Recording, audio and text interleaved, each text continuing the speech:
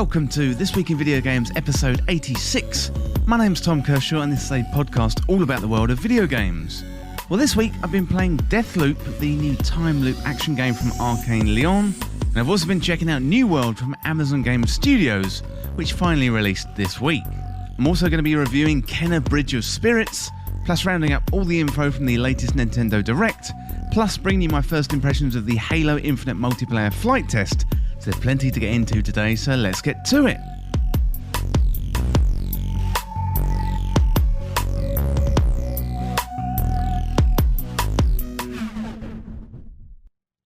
Welcome to the show, everyone. I hope you're well and you're having a good week. Now, I'm good this week, and we seem to have entered a very busy period in the gaming calendar as we gear up towards the holiday season. So we're being spoiled as gamers at the moment, and it seems like there's high-profile releases each week. Well, this coming week, we've got the new OLED Nintendo Switch, and also, after many, many years, a new 2D Metroid. So really exciting stuff. Plenty to be excited about this week, and talking to Nintendo, I will be back later on in the episode to round up their recent Nintendo Direct. Oh, before we get into the show, I wanted to plug the podcast Patreon, so you can send in your questions and your stories for community questions by signing up to Patreon. So for as little as $2 a month, you can sign up and become a patron, where you can access exclusive Discord rooms. You can send in questions and comments to be read out on the This Week of Video Games podcast, and you can also access exclusive content and early access too. Well, there's plenty of benefits over there on Patreon, plus you get to support the show and help This Week in Video Games become a little bit more self-sufficient. Well, that is it for my waffly intro and that Patreon plug, but let's get into what I've been playing this week.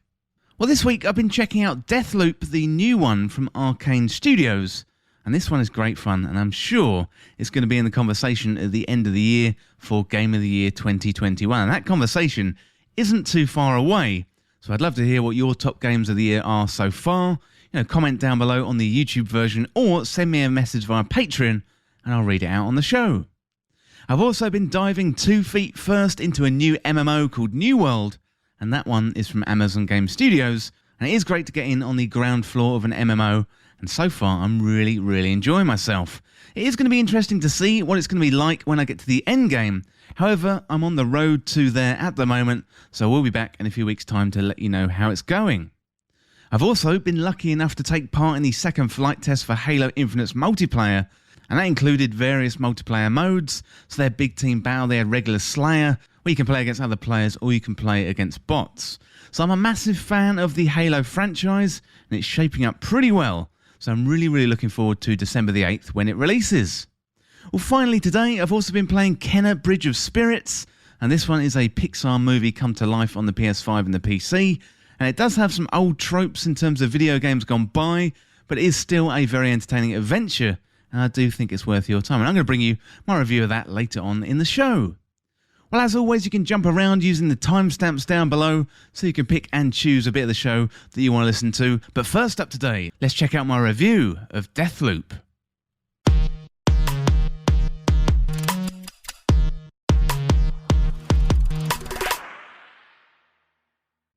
So Deathloop is a new one from Arcane Lyon, and it's all about killing people to break the time loop you found yourself in.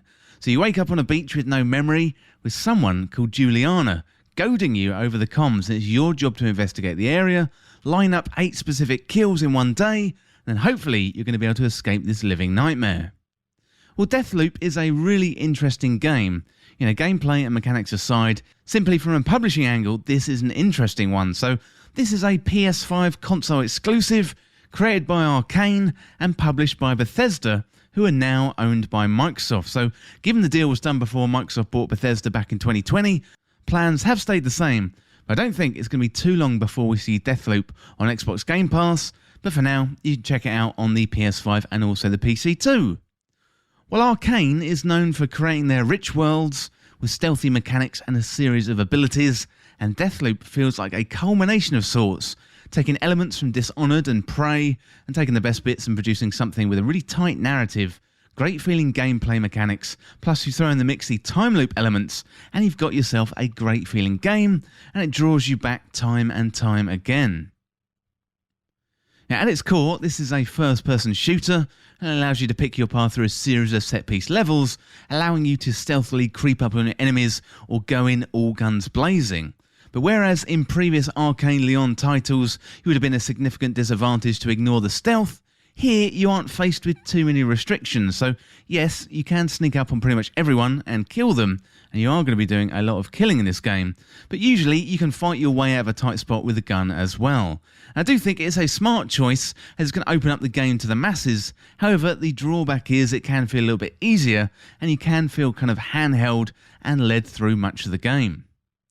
So you play as Colt Van and you wake up on a beach with little memory as to what's happened before, and you slowly piece together what's going on through a combination of notes, artifacts and Juliana, who's constantly insulting you down the comms. So Deathloop is set on an Arctic island which is stuck in a time loop, and it's been created somehow by 8 visionaries, and they are the key to the loop.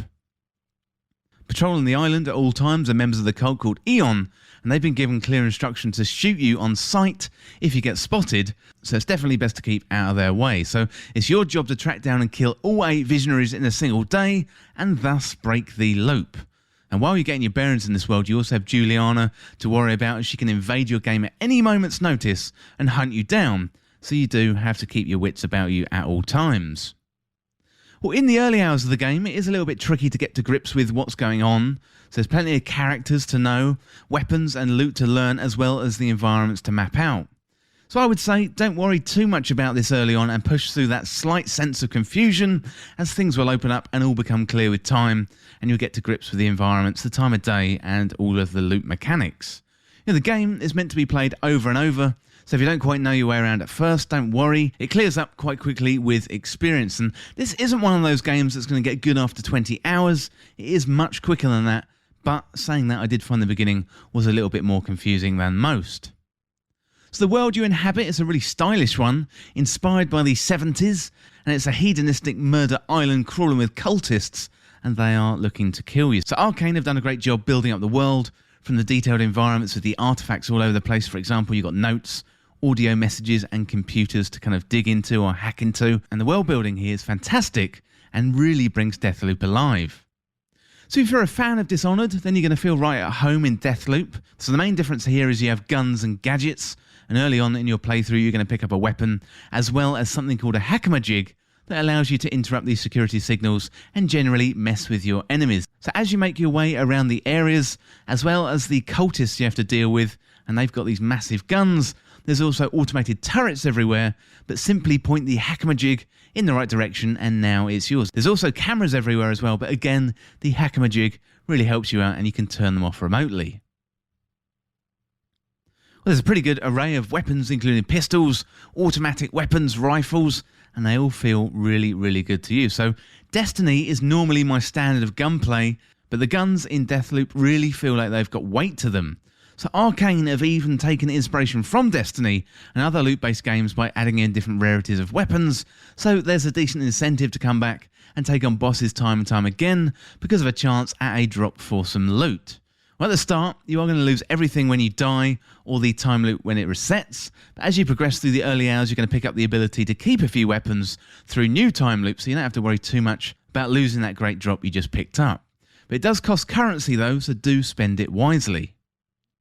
Complementing the weapons are items called slabs, and they are augment, and you can use them to modify your abilities. So visionaries tend to have these slabs, and as you kill them, you're going to pick up more powerful abilities as you tick off these bosses as you make your way through the game. For example, Shift is a slab that you pick up from a visionary called Charlie, and this is similar to something called Blink in Dishonored. This is a short-range teleportation ability, and it comes in really handy when you're fighting everyday enemies. Nexus is another really useful slab in Deathloop, and allows you to chain together enemies, so basically what happens to one of them happens to all, and that is going to really come in use, especially when you need to kill 8 targets in a single day. These slabs, they're all really powerful, however, there's nothing really new here from Arcane. Most of the slabs we've seen before in Dishonored.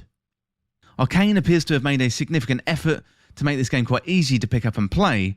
For example, your power bar regenerates, rather than having to find potions or items to recharge, allowing for ease of use when it comes to abilities. So on one hand, it's great for beginners, although later in the game it does feel like Deathloop is holding your hand just a little bit too much. Now, early on in the game, I was really thankful for these techniques, especially the reprise slab, and that gives you 3 lives and room to make some mistakes.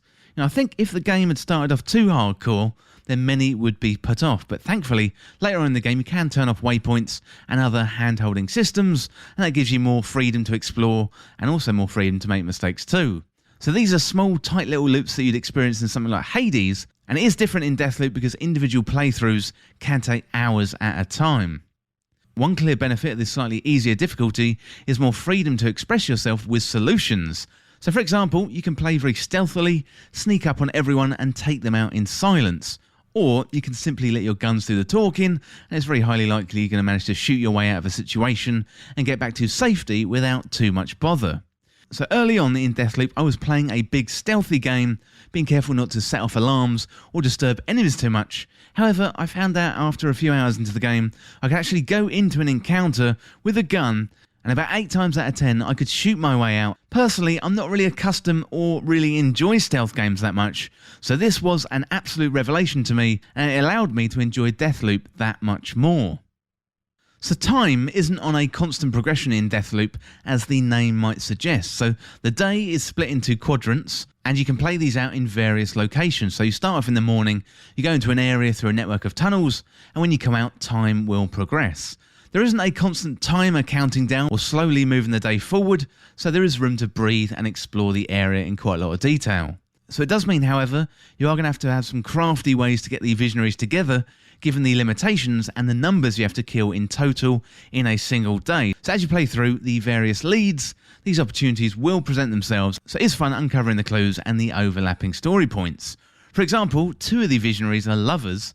They've been sneaking off to the beach for a little bit of hanky-panky, and that seems like the perfect time to bump them both off.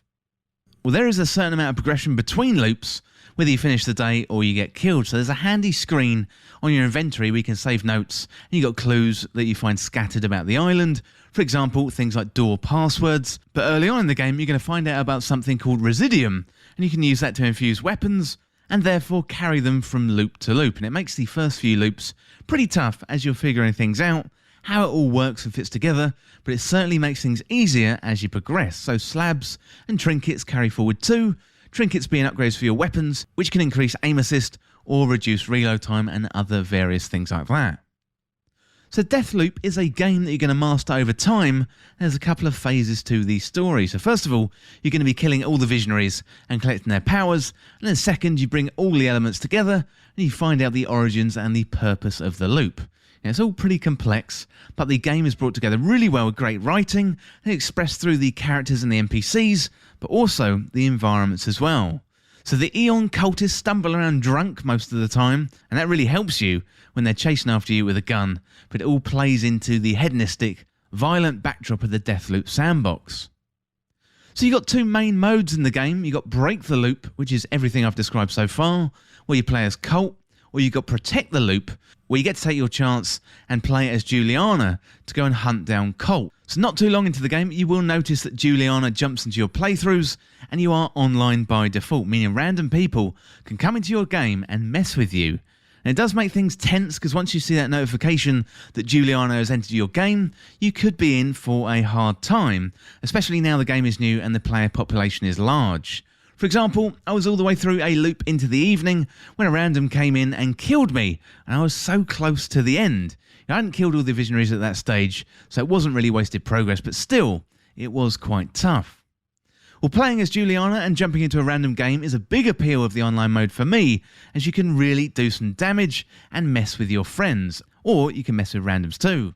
Set traps or simply run in there and gun down Colt, or you can snipe from a distance, and you can mess with the locks to the mines, so Colt has to hack his way back to safety. There's plenty of ways to mess with Colt in the PvP focused mode, but I have heard reports of people turn this to friends only mode, and you can also turn it off so you're not online, and Juliana is AI only, which does make it much easier given the AI in the game isn't that hard at all. So one thing with the online mode to take note of is you can't pause it, but when you're offline and Juliana is AI, then you can pause. So if you want to do that and you want to go about your day and come back to it later, then you can.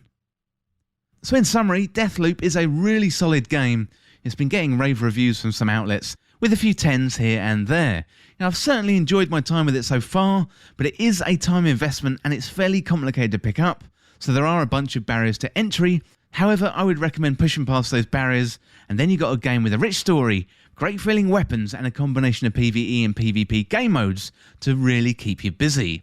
It's also really replayable, given the nature of the loop, and probably the best game for newcomers from the library of Arcane Leon.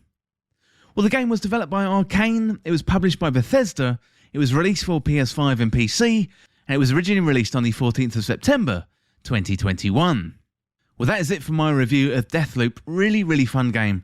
Definitely recommend jumping in. But next up, I've got something a little different. Support for This Week in Video Games is brought to you by Manscaped, who are the best in men's below-the-waist grooming champions of the world. And Manscaped offers precision engineering tools for your family jewels. And Manscaped just launched their 4th generation trimmer, the Lawnmower 4.0, all across Europe. Join 2 million men worldwide who already trust Manscaped with this exclusive offer for you, and it's 20% off and free worldwide shipping with the code TWIVG at manscaped.com. So I'm one of the first few people to try the 4.0, and to be honest, I'm blown away by the performance, the craftsmanship and the details on the 4.0. They're definitely next level. So trimming downstairs is something that women have been doing for years, but for us men, it's a relatively new concept. But trust me, your significant other is going to thank you for that care and attention you're giving yourself through the Lawnmower 4.0. Their 4th generation trimmer features a cutting-edge ceramic blade to reduce grooming accidents thanks to their advanced skin-safe technology. This upgraded trimmer includes a multi-function on-off switch that can engage in travel lock, and it also gives you the ability to turn the 4000K LED spotlight on and off when needed for a more precise shave. Well, the Lawnmower 4.0 even allows you to customise your trim through additional guard lengths with sizes 1 to 4. Well, did I mention the wireless charging? Well, the new wireless charging system uses electromagnetic induction, which can help the battery length last even longer. Well, it's time to get your own ball and hair body trimmer with Manscaped to make me time the best time and enhance your confidence with some nice smooth boys. We can get 20% off and free shipping with the code TWIVG at manscaped.com. That is 20% off with free shipping at manscaped.com and use the code TWIVG. Unlock your confidence and always use the right tools for the job with Manscaped. So I definitely recommend Manscaped. Products are really good, and if you use my code, you will be supporting This Week in Video Games. Well, that is it for the ads, but next up, let's have a look at a roundup of the recent Nintendo Direct.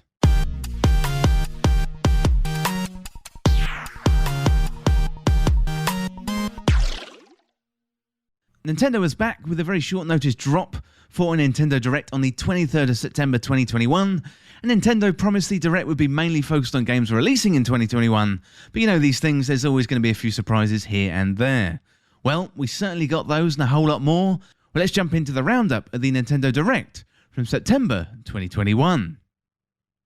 Well, first up, we had the new expansion announced for Monster Hunter Rise, and that one is called Sunbreak, and that one is coming in summer 2022. So Monster Hunter Rise is definitely one of the best games on Nintendo Switch, and it's great to see this getting a little bit more life, so looking forward to that one coming out. Well, Mario Party Superstars was up next with more details about the minigame-filled title coming to Nintendo on October the 29th, 2021, and that isn't very far away at all. So this Mario Party game looks much better than the previous installment on Nintendo Switch. Well, next up, we had an interesting one. So this one is called Voice of Cards, The Isle of Dragon Roars, and that one is coming from Square Enix. It looks like an interesting take on a console-based card game. Probably not for me, as I never really seem to get card games like this, but the take on the genre was very interesting. Well, next up we had Disco Elysium, The Final Cut. That is coming to Nintendo Switch with pre-orders available now. And this was one of the best games of the year when it debuted back in 2019, and it's a fantastic game with a really deep and branching narrative, so I'd say if you're interested in this one, now is a great time to check it out. Well, next up we had Hyrule Warriors Expansion Pass 2, Guardian of Remembrance. That one is coming soon. To be honest, this one isn't for me, but it does seem to have found an audience. You know, at this moment in time, all I'm interested in from the Zelda franchise is Breath of the Wild 2, plus maybe the ports of Twilight Princess and also Wind Waker.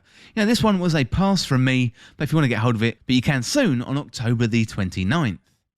Well, next up we had a surprise. It was Chocobo GP, and it's a cute take on Final Fantasy crossed with Mario Kart. So this is a cartoony style kart racing game with Final Fantasy characters.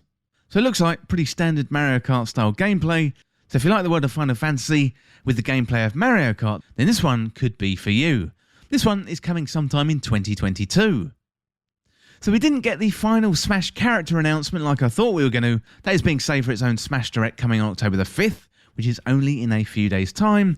And Sakurai is going to be presenting the final character, and I think the presentation is going to be 40 minutes in depth. So who is it going to be? So is it finally going to be Waluigi, or is it going to be Sakurai himself? We're definitely going to find out soon. So Kirby was next up in a new game called Kirby and the Forgotten Land, and that one is coming in spring 2022. This one is being developed by HAL Labs, who work in the same building as Nintendo, and apparently work very close to the team who brought us Super Mario Odyssey, so we're going to see if anything has rubbed off on them. So Kirby looked great in this 3D platformer, showing off plenty of classic Kirby abilities, and this one definitely has been added to my watch list, and I will be going in depth with this one in a future episode of the podcast. Next up, we had another future direct announcement that Animal Crossing is going to get its own direct in October 2021, and we're going to get news on content updates, and also find out more about what's coming up in the world of Animal Crossing. Mario Golf is getting some updates, including new characters and courses, and Star Wars Knights of the Old Republic is coming to Nintendo Switch in November 2021. And then we got Dying Light 2 Stay Human, also coming to Nintendo Switch via the cloud. Well, Project Triangle Strategy has been renamed to simply Triangle Strategy, and that one is coming in March 2022, and this is the follow-up from the team that brought us Octopath Traveler, and it had a demo and plenty of changes been made to the game since that demo based on player feedback, so that's really, really good. This one looks like a classic turn-based RPG with HD 2D pixel art on a 3D background, and it's all looking really, really cool, and I really can't wait to play that one. Well, next up was Metroid Dread, and that was shown off, and it was the final trailer before the release coming up this week, and Metroid has never looked so good, and I really can't wait to play this on Friday. And that one, of course, is coming out coinciding with the OLED Nintendo Switch, and I will be bringing you my review of Metroid on the next episode of the podcast. Well, then we had a big announcement. So Nintendo 64 and Sega Genesis or Mega Drive games, they're coming to Nintendo Switch Online. So both systems are coming with controllers too, and they can be picked up for $50 each or your local region equivalent. So this is going to be a new tier on the subscription package, so Nintendo can once again demonstrate being the masters of getting us to pay for stuff we've already had before. Now, slightly worryingly, they haven't announced the price or the tier just yet, but you know, who am I kidding? It doesn't really matter. I'd pay whatever they ask just to play Ocarina of Time once again. But next up, let's have a look at a list of all the games coming. So first of all, with the Nintendo 64 games, so we've got Super Mario 64, Mario Kart 64, Star Fox 64, Yoshi's Story, The Legend of Zelda Ocarina of Time, that is a massive game, Win Back, Covert Operations, Mario Tennis, Dr. Mario 64, and then we've got Sin and Punishment. So then we got the Sega Genesis games, or the Sega Mega Drive games for those in Europe and the UK. We got Castlevania Bloodlines, Contra Hard Corps, Dr. Robotnik's Mean Bean Machine, Echo the Dolphin, Golden Axe, Gunstar Heroes Musha, Phantasy Star 4, Ristar, Shining Force, Shinobi 3, Sonic the Hedgehog 2, Streets of Rage 2, and we've also got Strider. That is a massive announcement to bring N64 games, though I think that one was speculated and expected, but to bring you Genesis and Mega Drive games, wow, that really just blew my hat off. Well, next up, we probably had the funniest announcement from the Direct, with Miyamoto coming out and announcing the theatre release date for North America for the Super Mario Bros. Movie, and that one is coming out in Christmas 2022. Then we had a cast announcement, so we got Chris Pratt playing Mario, Seth Rogen playing Donkey Kong, Jack Black playing Bowser, and the internet just immediately blew up after this with Mario Brothers movie memes. Now, it wasn't so long ago that Ryan Reynolds played Pikachu, but so I guess it isn't really super weird, but still, the internet just kind of went crazy, and it is going to be interesting to see what this movie is all about. Well, next up we had the big showcase for Splatoon 3, that is coming in 2022, and then the show closed out with Bayonetta 3, and that one was announced in 2017, and Nintendo basically said sorry for the wait. It looks really good, and hopefully it's going to be worth the 5-year wait. Well, that concludes the Nintendo Direct. Probably the biggest thing for me was the Nintendo Switch Online announcement of Nintendo 64 and Sega Genesis games. You know, really looking forward to playing Ocarina of Time once again. So it has been a few years since I played that one. I think it probably was on the N64 when it first came out, when I first played through it. And it is going to be interesting to see what holds up and what doesn't. So I do have a feeling that the Genesis games are going to play great on Nintendo Switch. So other games I'm looking forward to include Triangle Strategy in March. Kirby's next game looks great. And we got the final Smash character announcement coming up on the 5th of October. The Monster Hunter Rise expansion should be really good too. And it's also going to be interesting to see the next steps for Animal Crossing. So loads of stuff there, really love to hear what you think, so get in contact through patreon.com/thisweekinvideogames. Well, that is it for the roundup of the Nintendo Direct in September 2021, but next up, let's have a look at the all-platform charts.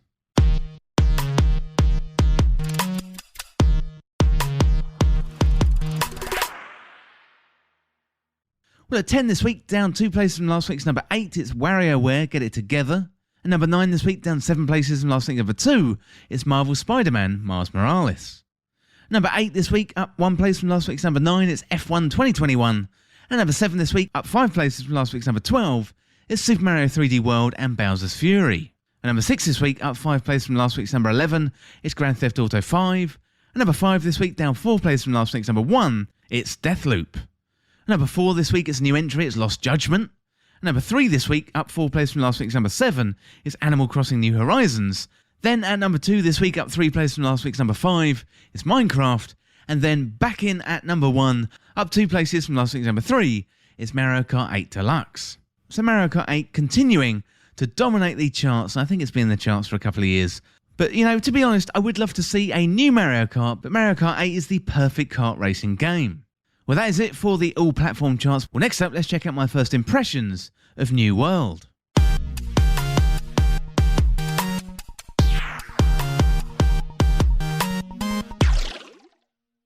New World is here, and Amazon Game Studios have finally released their MMORPG, and so far the reception has been very, very positive. This is a great combination of crafting, leveling, PvE and PvP, and so far I'm really enjoying the experience. So New World had a tricky run up to release. You know, it was due back in March 2020, but it went through some high-profile delays, plus an alpha, a closed beta, and then recently an open beta as well. I think the team must have learned a lot from the alpha and the closed beta, as plenty of changes and quality of life improvements have been made. So New World blends RuneScape-like crafting with exploration, questing, loot, plus there's a massive PvP element too, so there's something here for everyone. So in the early hours of the game, you're going to be put through your paces and introduced to all the systems that work really well together. And then you're introduced to these zombie-like enemies and also the corruption, plus run through a few tutorials about hunting, gathering and also crafting. So once you complete the initial intro, then it's off to your main settlement to get your bearings.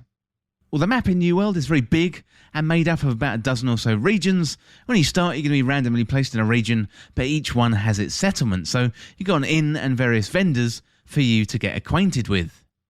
The first thing you notice with New World is the sheer satisfaction from gathering and crafting, so cutting down trees, mining for iron, picking bushes and hunting for animals. It all feels really good. So this is one of the main elements of the game, as you've got a bunch of skills you can level up through gathering and crafting, and you're going to need to level up these skills to be able to get rarer items as you progress throughout the game. So hunting and gathering early on is a great way to get your first pieces of gear, and then it's simply a matter of taking these materials back to the settlement and turning them into something you can use, whether it's armor or weapons. So once you've gathered these materials and then turn them into something nice, then you can trade items with your fellow inhabitants of Eternum if you want. So as you play, you're going to be gathering plenty of loot, whether you find loot drops from killing animals or enemies, or you craft these items yourself. You know, you're going to be gaining materials all the time, and this can either be stored at a settlement or traded via the trading post. So after a few hours in the game, you will get your bearings, you'll get accustomed to the various vendors in the town and also the quests. So quests are going to be one of the main ways to level up in New World, and that includes the main story quest, town quests and also faction quests as well. So after an hour or so, you're going to be introduced to the 3 main factions in the game. You've got the Marauders, the Syndicate and also the Covenant. So your faction is going to be another source of quests, so you're never really going to be short of things to do. Now, outside the main story quests, side quests, they're fairly standard MMO-style tasks that include gathering 20 pieces of iron ore or kill 5 sheep and skin them, you know, that kind of mission. Then you've also got fetch quests and also other quests where you have to go to a location, read some scrolls. So there's a limited amount of variety when it comes to quests, but so far in the early game I haven't got bored of these, so it will be telling when I get more to the mid-game and closer to the end game. So numbers going up is a phrase we use a lot in these games, especially with the explosion of loot-based games over the past 5 years. So New World implements this pretty well, always making you feel like you're making progress towards something. So more often than not, you're going to be put out on a quest and you've got a clear objective, and then you're going to be distracted by wanting to either gather some items or you're going to be tempted to go off and kill a rare enemy. So also you've got random world spawns for the evil red corruption, and they act as kind of random public world events. So there is a pretty good variety of things to do and loads of stuff to keep you busy. Well, PvP is a big part of New World and probably the component that I'm least familiar with at the moment, as I'm still leveling up my character and I'm getting battle ready, although I do have my first war scheduled for tomorrow. You don't necessarily have to engage in PvP if you don't want to. When you're in your settlement, you can set your PvP flag to be on or off. But there is an incentive to turn on your PvP flag though, as you're going to get plenty of XP for killing enemy factions. At the moment, it's fairly novel, and having a little skirmish with the enemy faction is fun, but you do have to be careful though, because if you die, you either have to go back to your camp or to the nearest settlement, and in theory, that could be really, really far away. There's no fast travel in New World at the moment, so if you die and you haven't set up your camp, then you could be walking back to where you are, and that is going to take quite a lot of time. So PvP within the factions is one thing, but then you've got massive 50 versus 50 wars, where a neighbouring region will try and invade yours, and they're going to try and take over your settlement. So I've only seen what these are like through YouTube videos at the moment. I haven't taken part in one myself, but as I mentioned, I do have one tomorrow, so I will report back on what that is like. And it definitely is something I'm looking forward to, and I think it's going to give a whole nother angle to New World, and a major motivation to get leveled up as soon as possible, so I can help out my faction, that is Syndicate by the way, and take the fight to my neighbouring regions. So there's plenty of weapons to get to grips with, and each one has its own levelling path. So for example, you've got a longsword, you've got a rapier, a fire staff, a life staff, ice gauntlet, a bow and arrow, and axe. There's loads of variety and lots of opportunities to play the way you want to play. So you've got close range combat with the swords and the axes, and you've got range combat with the fire staff, the ice gauntlet, and also the bow and arrow as well. So combine these weapons with the ability to create your own armour, then you could kit yourself out to be a knight or a wizard. It's entirely up to you. So given the game is classless, you can pretty much choose how you want to play, although like any good MMO, you're going to spec into a type of player, like a tank, a healer, a rogue, a ranger, a DPS, that type of thing. So I think there's a lot to be excited about with New World, and I was lucky enough I got to play in the alpha in 2020, and then in the closed beta, and it was definitely one of my most anticipated games of 2021, and now it's out, I'm really enjoying my time with it so far. So the game feels really optimised now compared to the alpha and the closed beta, and it's clearly been on a few rounds of feedback. But in regards to the negative, the game sometimes does feel a little bit somewhat confused about what it wants to be. So I'm interested to get to the end game and see how it feels there, because like any MMO, really the game starts at the end game. So at the moment I'm in the early stages of the game, somewhere between 10 and 15 hours, and I'm getting to grips with the quests, the items, the levelling up. And I still have a long way to go to hit the max level of 60, but I'm really looking forward to that journey. I really want to join a company, take part in more PvP, and level up so I can take part in the 50 versus 50 battles. I love my loot-based games, and New World appears to have plenty of it. Whether I'm finding it through loot drops from dungeons, or crafting it myself after a long day chopping down trees, or farming for iron and other precious materials. I'd recommend New World to players who like loot-based games, and if you want to get stuck into a new MMO. So I totally missed the boat on World of Warcraft, and the hype surrounding that, and also Final Fantasy XIV at launch. It's not often you get in on the ground floor of an MMO at the start, and I'm really excited to see how this is going to evolve. The game had a great start on Steam with a peak player count of about 760,000 players on launch day, and I think this weekend it's gone even higher to 800,000 concurrent players, and it has had massive viewership on Twitch as well. The servers did buckle under the pressure of the first few days, but I'm sure Amazon will get to grips with it, and there also have been a few problems with queuing as well. But so far, I'm having great fun, but I am interested to see the longevity of the game and what it's going to be like to play in the endgame. But I'll be back really soon and let you know how I get on. I'd love to hear what you think of New World, so let me know by signing up to Patreon at patreon.com/thisweekinvideogames. I'd love to hear your thoughts on New World, and I'll read them out on the next episode of the podcast. Well, that is it for my first impressions of New World. Really, really good, and it's definitely one that's got its hooks into me. Well, next up I want to give you some more first impressions, but this time is of Halo Infinite and the multiplayer test.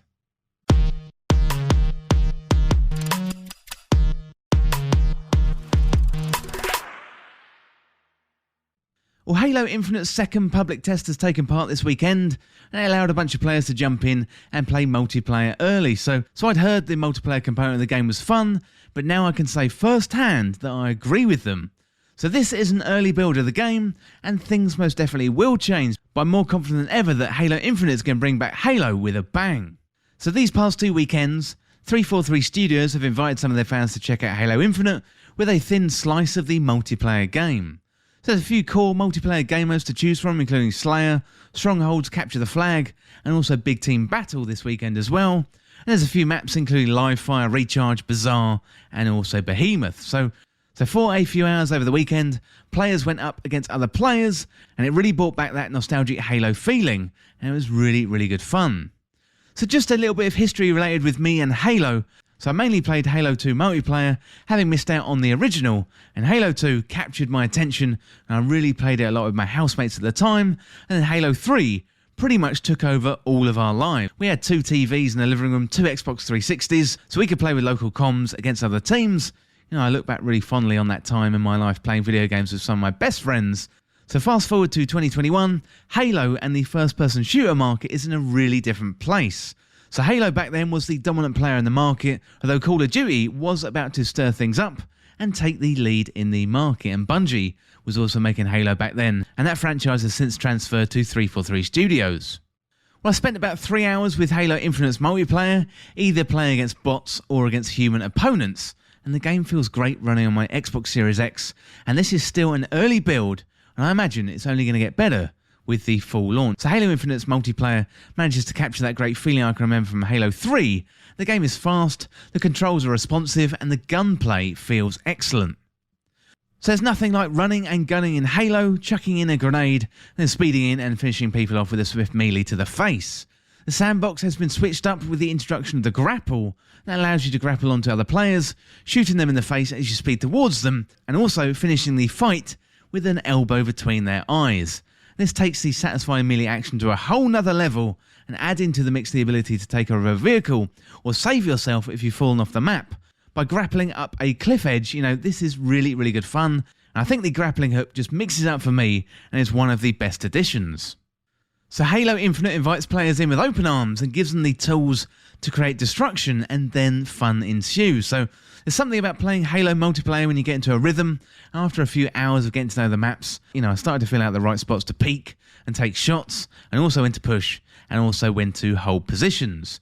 So this is what Halo should feel like, and it's really satisfying for Halo Infinite to live up to expectations, especially given the delays. You know, you can see and you can feel the work that 343 has done as the game looks and feels AAA, with the gunplay that matches the early Bungie era of the Halo game. You know, it is early days of course, but this is a really solid platform, and hopefully Halo is only going to get better and better over time. Gunplay and feel is everything with games like this, especially given the competitive market that Halo is going to be dropped into. So Microsoft made the smart decision for the multiplayer component to be free on arrival, so it's going to go out and get into as many players' hands as possible. You've got to take into account the player base on PC and Xbox consoles too, so I'd imagine millions are going to be playing Halo Infinite days after launch. The player base is so important to the playlists out there, and if these early impressions are anything to go by, then other arena shooters like Destiny 2, Apex Legends and Call of Duty should be put on notice that Halo is back. There's going to be a few new weapons and abilities in the game, and so far I think these are great additions and work really, really well. So the grappling hook is something I mentioned before, but it shouldn't be understated that how well this has been executed and how good it feels to use to either attach onto an opponent, take him out with a melee, or use a grapple to save yourself if you get knocked off a map. It is absolutely excellent. And talking about the maps I've played so far feel great. My favourite is probably Bazaar, and it's got different levels to engage with enemies, doors to hide behind, and get the jump on your opponents. You've also got Recharge, and that is a classic kind of multi-level map set in some kind of facility. And you've got Live Fire that feels very much like a training ground. Behemoth, true to its name, is big, plus you've got loads of vehicles on there for quick traversal around the map. So you've got your Banshees, you've got your Warthogs, and everyone's speeding around the map. It's really, really super fun. You know, there's loads of positives to come out of the weekend's playtest. The gunplay, the look of the game, the feel, it's all great in terms of feedback. In terms of some of the constructive feedback, I'd say some of the weapons do seem a little bit underpowered compared with the Halo 2 or the Halo 3 versions, and some of the new weapons don't immediately jump out with personality, although I'm sure that will come with time. 343 asked for feedback relating to the Battle Pass, and the Halo audience has been deafening with their dislike for the current system. So Halo Infinite doesn't have per-match XP. Alternatively, they have the Battle Pass progression, and that is based on challenges. So there's plenty of challenges. You never really run out of things to do. However, it doesn't feel great to have the Battle Pass 100% tied to challenges. So this method is going to ask players to play in different ways than they want to. Now, I can see why 343 has done this, but it would be nice to get some progressions by playing the way I want 100% of the time. Well, it's not long to wait now as Halo Infinite comes out on December the 8th, 2021, and the multiplayer mode is free for all players. Then you simply have to pay for the campaign if you want to. I'm definitely going to be jumping into the campaign as it's a day one release on Xbox Game Pass. I really want 343 to succeed with Halo Infinite. It's been years in the making, and the feedback at 2020's E3 was shocking, leading to a huge delay for Halo Infinite. It looks like 343 have managed to turn it around, and that should really be applauded, as they've managed to create a great multiplayer mode that lives up to that massive Halo reputation, and I can't wait to jump in on December the 8th, and hopefully I'll see you there too. Well, that is it for my first impressions of Halo Infinite multiplayer from the flight tests. I'm sure it's only going to get better from here, but the gunplay, the weapons, the movement, the speed, it was all feeling absolutely fantastic. Well, that is it for my first impressions of Halo Infinite, but next up, let's check out Kenna, Bridge of Spirits.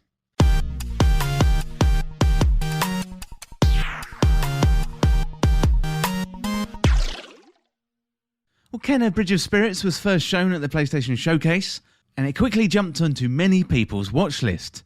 But after a few delays, the game is finally here, and Ember Labs have put together something pretty special for their first game. So there's clear inspirations from The Legend of Zelda, and this action-adventure game has got me excited for what Ember Labs may produce in the future. So at the heart of the game, Kenna Bridge of Spirits is an action-adventure, and there's puzzles and you've got boss battles as well. So at times, it does feel like a throwback to a PlayStation 3 era-style game, given it's not really open world, it's more of a series of set pieces and corridors through levels. However, there is a high level of polish here, and I think it is good enough to check out. The first thing that hits you is the striking beauty of Kenna Bridge of Spirits. It's a really, really good looking game, most likely rooted in Ember Labs' past as a 3D animation house. And I have mentioned Legend of Zelda already as an inspiration, and Ember Labs went as far to create a fan film based on Majora's Mask called Terrible Fate. If you haven't seen it before, you should definitely check it out. It's really, really good. So since Ember Labs have gone on a journey to make Kenna Bridge of Spirits, and their first game is a decent start on PlayStation 5 and PC. Regarding the story in the game, Kenna is a spirit guide who helps spirits move on to the next life. They either have trouble moving on because of some guilt or some unfinished business in the world, and Kenna is your main protagonist, and we work our way through the lush environments under siege from a mysterious corruption, and we have to make our way through to the Sacred Mountain Shrine. Along the way, we meet kids and helpful NPCs who tell stories about the world, plus you've got puzzles to solve and spirits to guide, as well as bosses to battle.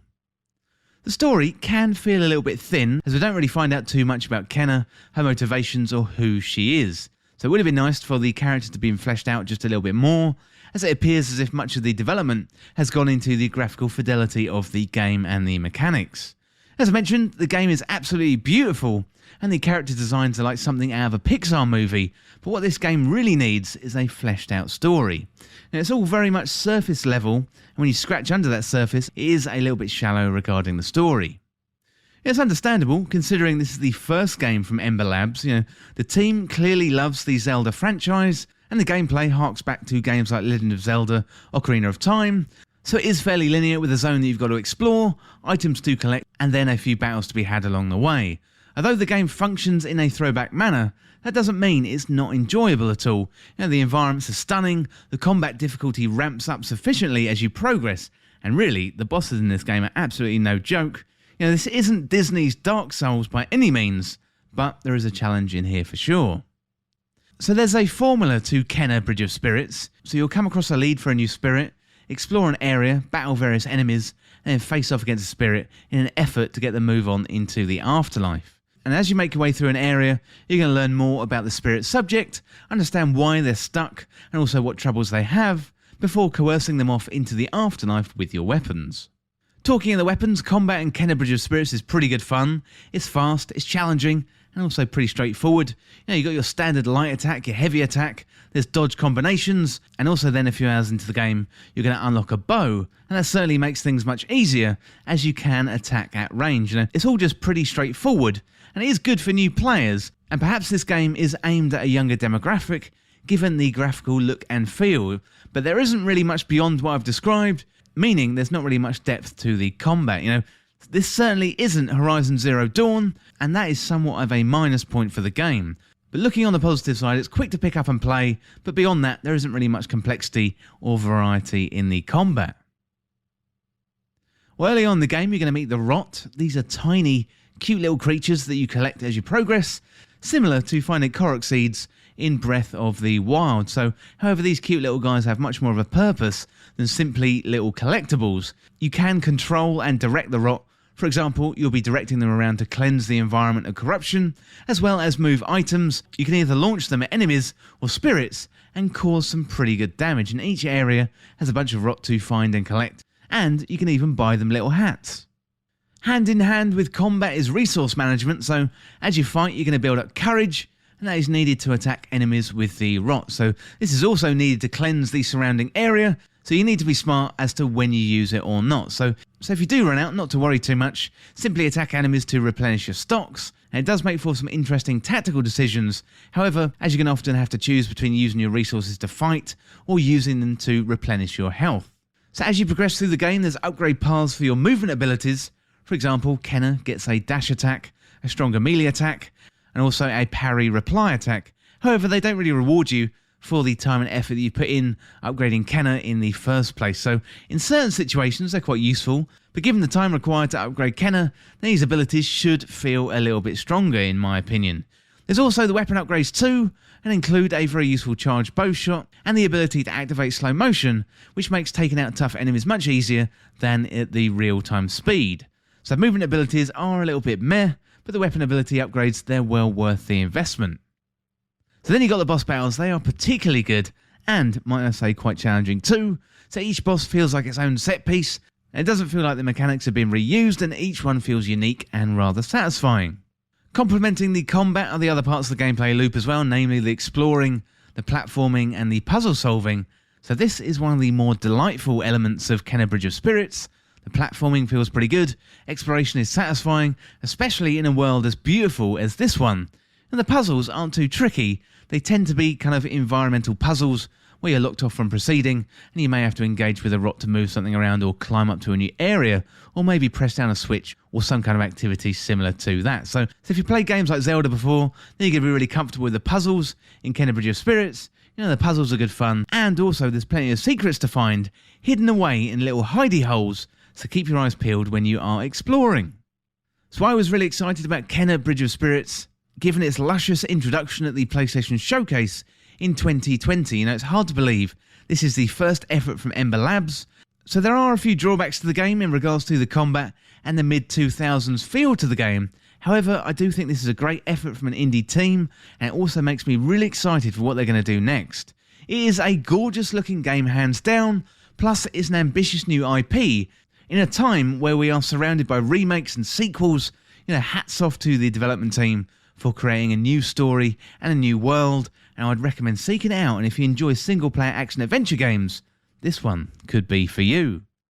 So the game was developed and published by Ember Labs. It's available for PS5 and PC via the Epic Game Store, and it was originally released on the 24th of September 2021. Well, that is it for my review of Kenna Bridge of Spirits. There's ups and downs in that game, but overall I think I would recommend it. But next up, let's have a look at what we've got coming out in the next few weeks.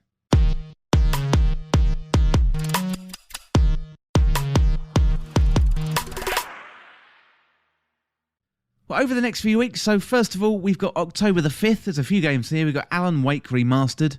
That's PS5. So Xbox Series S and X, PlayStation 4, Xbox One and PC. Then we've got Hell Let Loose. That's coming out on PS5 and the Xbox Series consoles. We've got Jet the Far Shore. That one's coming out on the PlayStation consoles. And we've got Lego Marvel Superheroes. That's coming out on Nintendo Switch. Also on the 5th, we've got Nickelodeon All-Star Brawl. That's PS5, Xbox Series S and X, PS4, Xbox One, Switch and PC. And we've got Super Monkey Ball Banana Mania. That one is coming out on all the PlayStations, all the Xboxes, Switch and PC.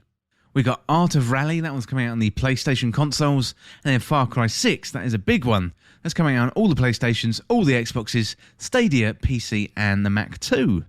So good news for all you Mac users out there. So Far Cry 6 is coming out on the 7th of October, then on the 8th of October, we've got Metroid Dread, that is coming out on Nintendo Switch. So we've got the OLED Nintendo Switch as well, that one is coming out, and I think there's a few pre-orders still available if you want to get hold of that one. We've got Tetris Effect Connected, that one is going to look fantastic on an OLED screen. And then on October the 12th, we've got Back 4 Blood, that's coming out on the PS5, Xbox Series S and X, PS4, Xbox One and PC. On October the 12th, we've got Disco Elysium, the final cut. That one's coming on Xbox Series S and X and Nintendo Switch. And then on the 12th as well, we've got Monster Crown. That one's coming on PS4, Xbox One, Switch and PC. Then we've got Ori, the collection. That's coming to Nintendo Switch. And then on the 13th, we've got Slender, the Arrival. That one's coming on iOS and Android. On the 14th, we've got Dungeon Encounters. That's PS4, Switch and PC. Also on the 14th, we've got the Jackbox Party Pack 8. PS5, Xbox Series S and X, PS4, Xbox One, Switch and PC. Also on the 14th, we've got the Rift Breaker, that's PS5, Xbox Series S and X and PC. And then on the 15th, we've got the Crysis Remastered Trilogy on the PlayStation consoles, Xbox consoles, Switch and PC. Then we've got Demon Slayer, Kimetsu no Yaiba, the Hinokami Chronicles. That one's coming out on PlayStation consoles, Xbox consoles, Switch and PC. We've got NHL 2022. That's PS5, Xbox Series S and X, PS4 and Xbox One. And then finally on the 15th, we've got The Good Life. That's coming out on PlayStation 4, Xbox One, Switch and PC. Well, loads of really good games coming out there. I think a few that catch my eye. So NHL 22. So I really love a bit of NHL. We've got The Art of Rally. That one's coming to PlayStation consoles. That one is available on Xbox Game Pass. It is really good fun, so I definitely recommend that. Got Metroid Dread. That is the big one. Disco Elysium coming to Nintendo Switch as well, so that's going to be opened up to a whole new audience. And I've also got Back 4 Blood too. I think probably the biggest thing over the next few weeks is Metroid Dread, and I will be reviewing that on the next episode of the podcast. Well, that is it for this week's episode, and if you want to get involved in the show, get in contact through patreon.com/This Week in Video Games, or check out the latest on the website. Send in your questions, your comments and your video game stories. I'm always interested in hearing from you. I'd really love to read them out on the podcast. Well, as always, thank you so much for watching or listening, and for more This Week in Video Games content like this, like, subscribe, and share with a friend. To join our community, check out the Discord link in the description, and you can follow me on Twitter at TWIVG Podcast. If you enjoyed this podcast or found it useful, liking and sharing it would really help me out. Otherwise, check out the other podcasts in the feed. Well, thanks again. I'll see you soon.